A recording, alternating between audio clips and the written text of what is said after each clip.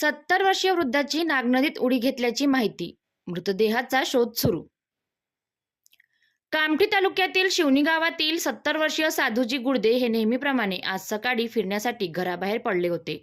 मात्र त्यानंतर ते घरी परतलेच नाहीत. दरम्यान नागनदीवरील पुलाजवळ त्यांची काठी आढळून आल्याने संशय निर्माण झाला. परिसरात शोध घेतला असता साधूजी गुडदे कुठेही आढळून आले नाहीत. या घटनेची माहिती बडोदा पोलीस स्टेशनला देण्यात आली असून नदीपात्रात त्यांचा शोध घेण्यासाठी प्रयत्न सुरू करण्यात आले. ग्रामस्थांनी दिलेल्या माहितीनुसार साधूजी गुडदे हे व्यक्तिगत कारणामुळे तणावात असल्याचे सांगितले जात आहे. तसेच यापूर्वी त्यांनी आत्महानी संदर्भात बोलल्याची माहितीही ग्रामस्थांकडून देण्यात आली आहे. मात्र नागनदीत त्यांनी उडी घेतली का आणि त्यामागचे नेमके कारण काय याबाबत अद्याप अधिकृतपणे स्पष्टता झालेली नाही. महत्त्वाची बाब म्हणजे सुधाजी गुडदे यांचा मृतदेह अद्याप सापडलेला नाही. घटनास्थळावर कामठी